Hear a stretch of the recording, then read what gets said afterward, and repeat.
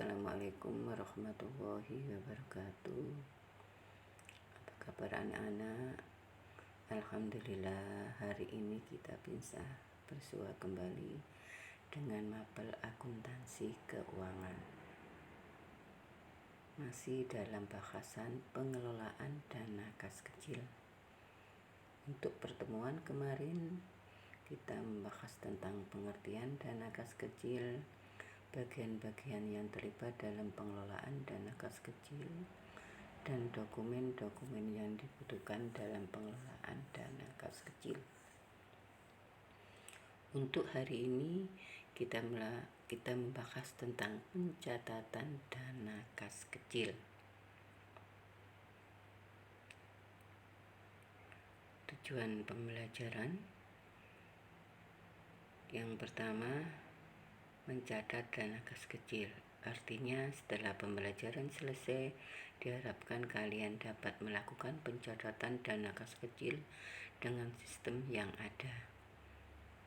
Yang kedua, cara memeriksa saldo kas. Jadi setelah pembelajaran selesai, diharapkan kalian dapat melakukan pemeriksaan saldo kas kecil. Untuk pencatatan dana kas kecil, dalam melakukan pencatatan dana kas kecil, ada dua sistem yang bisa diterapkan, yaitu satu, sistem dana tetap. Dalam sistem dana tetap,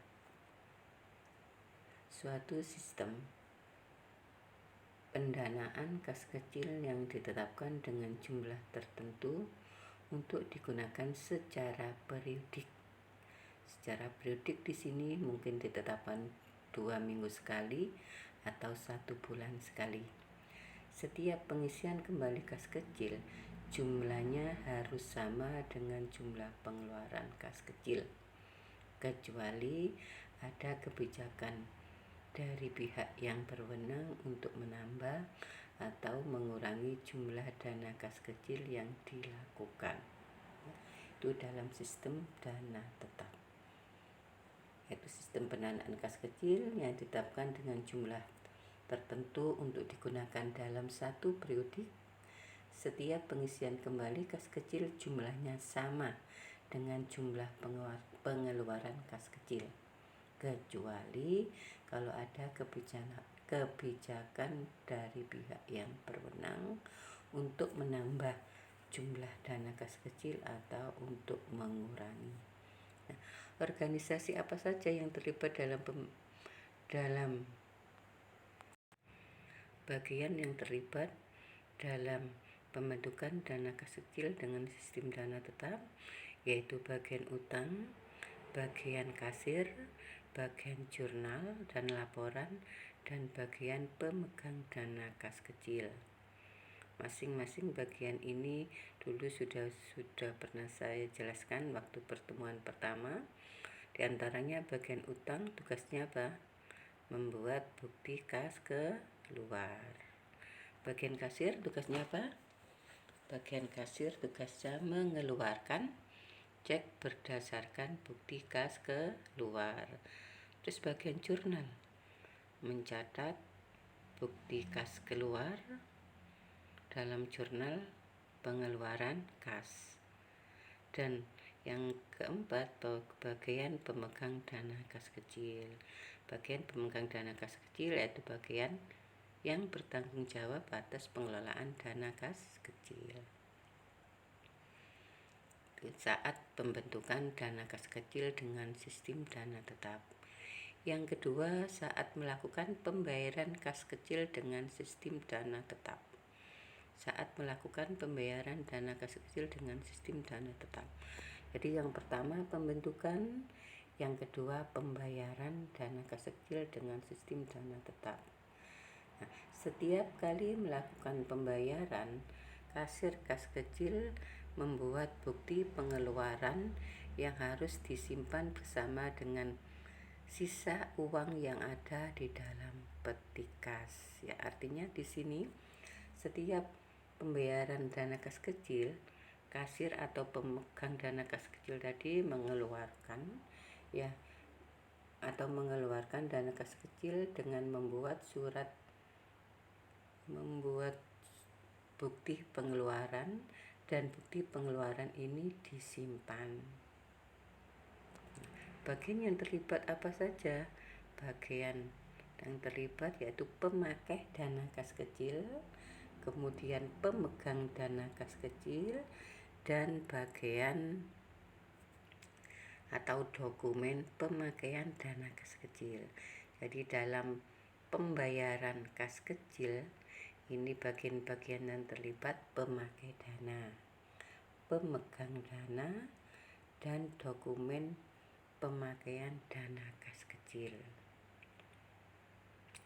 Yang ketiga, saat pengisian kembali kas kecil dengan sistem dana tetap. Bagaimana saat pengisian kembali kas kecil dengan sistem dana tetap? Yang kedua tadi adalah saat pemakaian dana kas kecil. Saat pemakaian dana kas kecil, di sini pemegang dana kas kecil menyimpan semua pengeluaran dana kas kecil. Artinya di situ bahwa pemegang dana kas kecil tidak melakukan pencatatan, hanya menyimpan bukti-bukti pengeluaran kas kecil. Nah, pada saat pengisian kembali, bukti-bukti pengeluaran kas kecil ini diserahkan kepada pemegang kas umum untuk dibuatkan bukti kas keluarnya. Ya, jadi saat pengisian kembali, pemegang dana kas kecil menyerahkan bukti-bukti pengeluaran yang telah dikumpulkan tadi, untuk diserahkan kepada bagian umum agar pengeluaran yang telah dilakukan dalam satu periode dilakukan penggantian.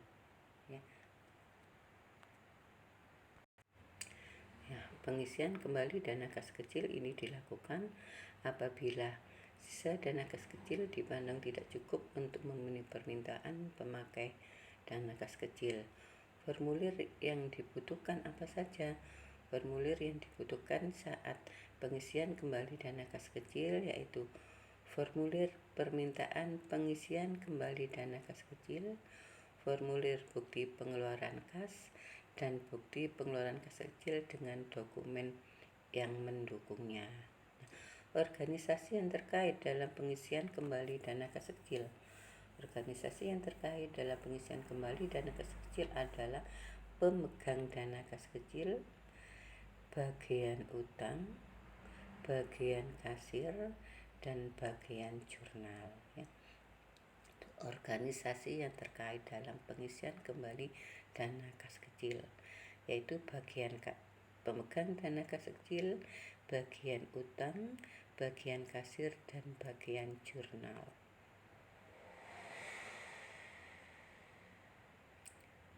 Untuk dokumen yang dibutuhkan dalam pengelolaan dana kas kecil, jadi kesimpulannya di sini bahwa dalam melakukan pengelolaan dana kas kecil ada 3 prosedur yang dilakukan, yaitu transaksi,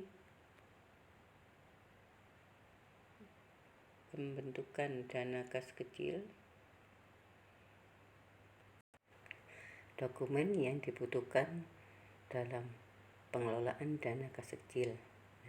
Pada dasarnya dalam pengelolaan dana kas kecil ini ada 3 prosedur, yaitu prosedur atau transaksi pembentukan dana kas kecil, yang kedua transaksi pemakaian dana kas kecil, dan yang ketiga pengisian kembali dana kas kecil. Saya ulangi, pada dasarnya dalam pengelolaan dana kas kecil ini yaitu ada 3, transaksi pembentukan dana kas kecil, transaksi pemakaian dana kas kecil, dan transaksi pengisian kembali dana kas kecil. Nah, bagian yang terlibat atau dokumen yang dibutuhkan dalam pembentukan dana kas kecil yaitu bukti kas keluar yang dibuat oleh bagian utang. Ya, seperti yang sudah saya jelaskan pertemuan pertama, bagian utang tugasnya adalah membuat bukti kas keluar berdasarkan surat keputusan kepala bagian keuangan sebagai bukti pendukung untuk pembuatan bukti kas keluar pada saat kas kecil dilakukan pembentukan. Yang kedua, saat pemakaian dana kas kecil. Saat pemakaian dana kas kecil, dokumen yang dibutuhkan adalah bukti pengeluaran kas kecil, bukti pengeluaran kas kecil yang berupa kwitansi, nota, dan lain sebagainya. Dan yang berikutnya, permintaan pengeluaran dana kas kecil yang dibuat oleh pemakai dana kas kecil. Jadi yang melakukan transaksi pemakaian dana kas kecil adalah pemakai dana kas kecil. Apa yang dilakukan pemakai dana kas kecil pada saat melakukan pemakaian dana kas kecil? Yang pertama, membuat surat permintaan pengeluaran dana kas kecil, ya, membuat surat permintaan pengeluaran dana kas kecil yang ditujukan kepada pemegang dana kas kecil. Setelah membuat surat permintaan pengeluaran dana kas kecil, maka bagian pemakai dana tadi membelanjakan dari dana yang telah diterima. Nah, pada saat melakukan pembelanjaan, di situ kan ada bukti-bukti pengeluaran. Misalnya kalau kita melakukan pembelian perlengkapan, maka kita menerima nota. Ini. Jadi transaksi pemakai dana kas kecil di sini yang terlibat yaitu pemakai dana dan pemegang dana. Bukti yang dikumpulkan yaitu bukti pengeluaran dana kas kecil, kemudian bukti-bukti pemakaian dana kas kecil. Untuk prosedur berikutnya, pengisian kembali dana kas kecil. Pada saat dana kas kecil tidak mencukupi atau mendekati tidak mencukupi atau pada saat periode yang telah ditentukan, maka kas kecil harus diisi kembali. Nah, dokumen yang dibutuhkan apa saja? Bukti kas keluar. Siapa yang membuat bukti kas keluar tadi? Adalah bagian utang. Kemudian surat permintaan pengisian kembali dana kas kecil. Siapa yang membuat pengisian kembali dana kas kecil ini? Bagian pemegang dana kas kecil dan bukti pengeluaran kas kecil. Jadi bukti-bukti pengeluaran kas kecil yang telah dilakukan selama satu periode dikumpulkan, kemudian pada saat pengisian kembali diserahkan kepada bagian umum dan dibuatlah bukti pengeluaran kas oleh bagian utang. Ya, itu prosedur yang dilakukan dalam pengelolaan dana kas kecil dan dokumen-dokumen yang dibutuhkan. Untuk selanjutnya, pencatatan dana kas kecil dengan sistem dana tidak tetap. Pencatatan dana kas kecil dengan sistem dana tidak tetap. Sistem dana kas kecil dengan sistem dana tidak tetap atau fluktuasi fund method adalah suatu sistem yang menetapkan pendanaan kas kecil dengan jumlah tidak tetap menyesuaikan dengan kebutuhan perusahaan pada suatu periode. Jumlah dana kas kecil tidak ditentukan, kemungkinan selalu berubah-ubah sehingga penggantian dana kas kecil yang sudah dipakai tidak sama dengan jumlah yang telah dikeluarkan. Kalau dalam sistem dana tetap tadi, jumlah pengisian kembali itu sama dengan jumlah yang telah dikeluarkan dalam satu periode. Kalau sistem dana tidak tetap ini, pada saat pengisian kembali tidak sama dengan jumlah yang dikeluarkan.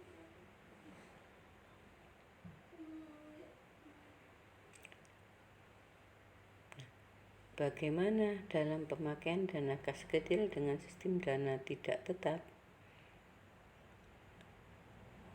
Setiap ada pengeluaran kas kecil, langsung dilakukan pencatatan dengan mendebet akun beban dan mengkredit akun kas kecil.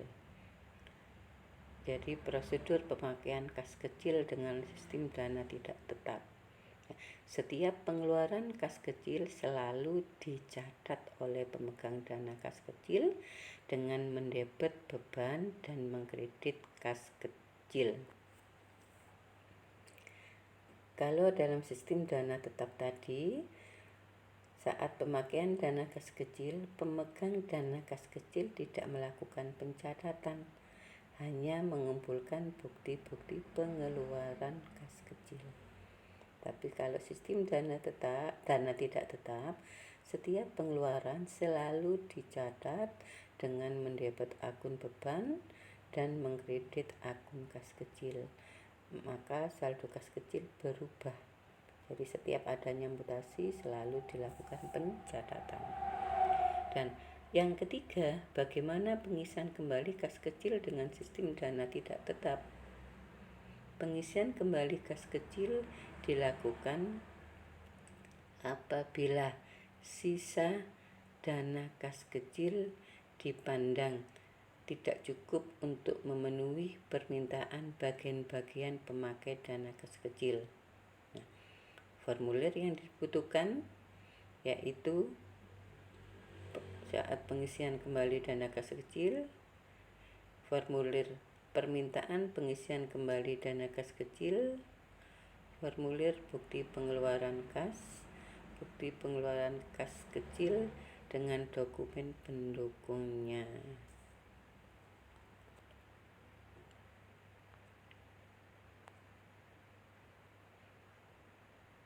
Sekarang apa perbedaan dana kas kecil dengan sistem dana tetap dan sistem dana tidak tetap, ya? Di mana letak perbedaan antara sistem dana tetap dengan sistem dana tidak tetap?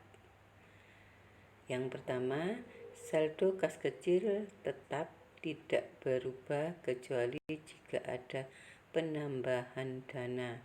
Ini dalam sistem dana tetap.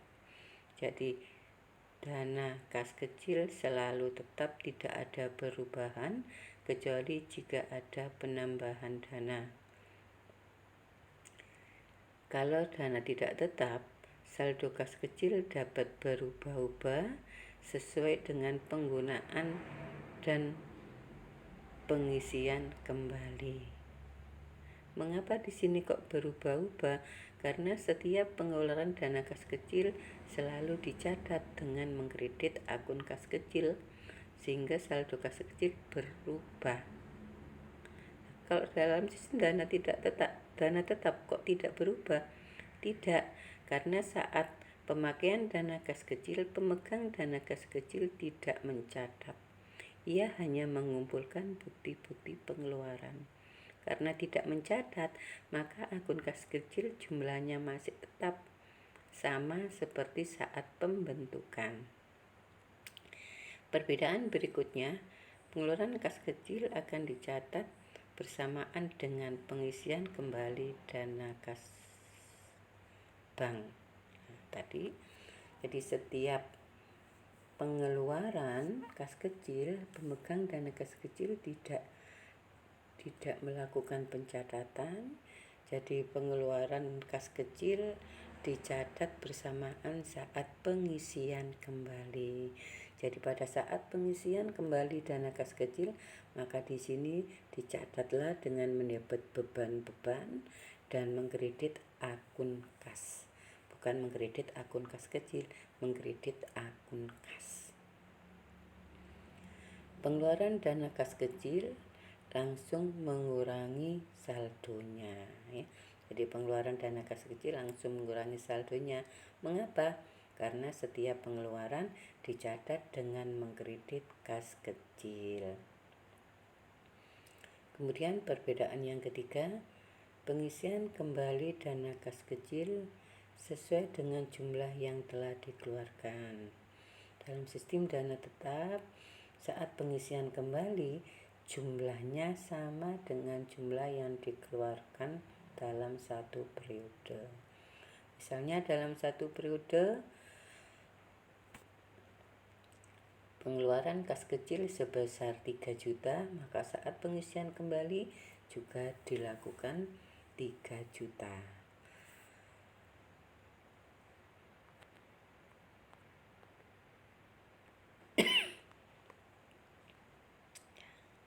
Sekarang perhitungan fisik dana kas kecil. Perhitungan fisik dana kas kecil ini perlu dilakukan, ya, untuk mengetahui apakah perhitungan fisik kas kecil, perhitungan fisik saldo kas kecil. Artinya perhitungan fisik saldo kas kecil itu kita menghitung keadaan fisik kas kecil. Jadi uang yang ada di brankas dilakukan perhitungan, kemudian disesuaikan dengan catatannya. Mengapa ini dilakukan? Ini dilakukan dengan tujuan agar tidak terjadi penyalahgunaan terhadap dana kas kecil, ya. Maka perhitungan fisik perlu dilakukan.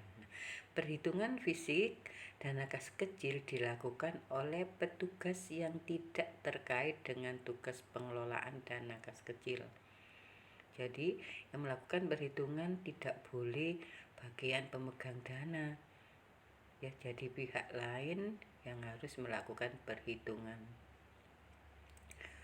Uang tunai yang ada dari brankas itu digolongkan dalam kas kecil, dihitung dan dilaporkan secara rinci.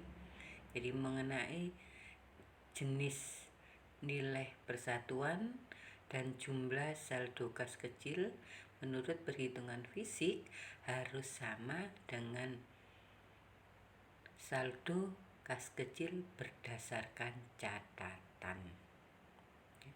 Jadi menurut perhitungan fisik harus sama dengan yang ada di catatan.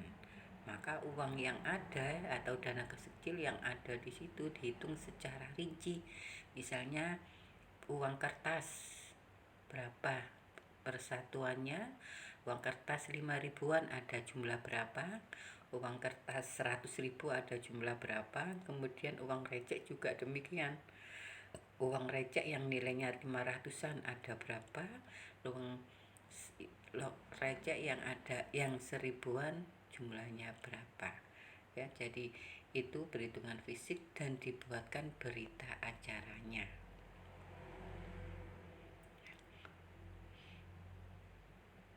Selisih saldo kas kecil, artinya selisih saldo kas kecil ini antara perhitungan fisik dengan catatan tidak sama.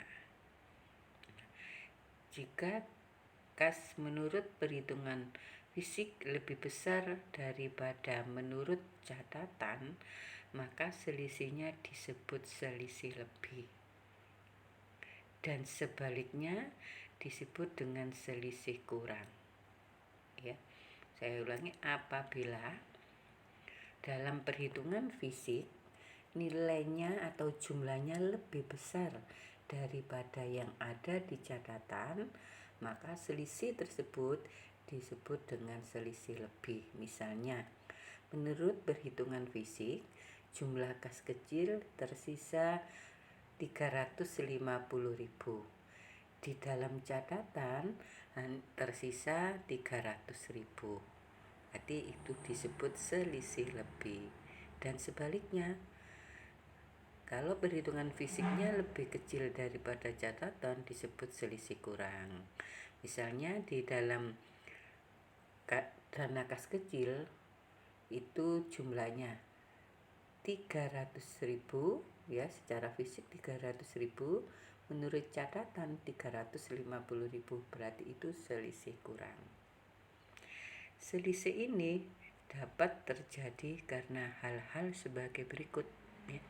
Selisih kas kecil dapat terjadi karena hal-hal sebagai berikut.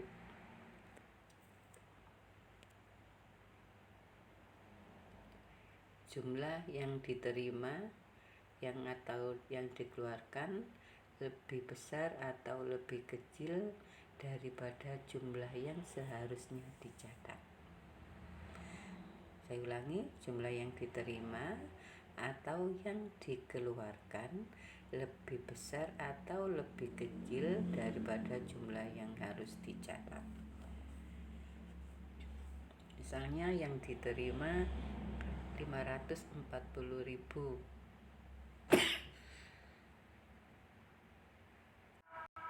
Ya, misalnya jumlah yang diterima 540.000, dicatat 450.000. Lah ini menyebabkan tidak sama jumlahnya. Yang kedua, kehilangan akibat kekeliruan saat transaksi pertukaran. Misalnya saat memberikan uang kembali, saat memberikan pengembalian ada kekeliruan. Adanya uang palsu, mungkin kita menerima uang palsu pada saat pengembalian, pada saat pembelanjaan kita menerima pengembalian adanya uang palsu. Kemudian kesalahan pencatatan dalam jurnal ya. Namanya manusia, mungkin ada kesalahan pencatatan dalam jurnal sehingga membuat saldo kas kecil antara catatan dengan keadaan fisik tidak sama.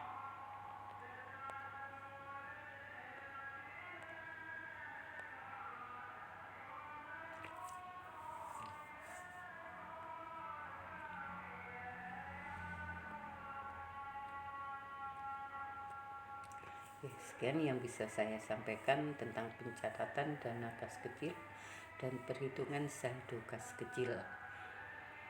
Untuk selanjutnya, untuk pertemuan berikutnya, kita membahas tentang contoh-contoh pencatatan dana kas kecil, baik dengan sistem dana tetap maupun sistem dana tidak tetap. Saya akhiri, Assalamualaikum warahmatullahi wabarakatuh.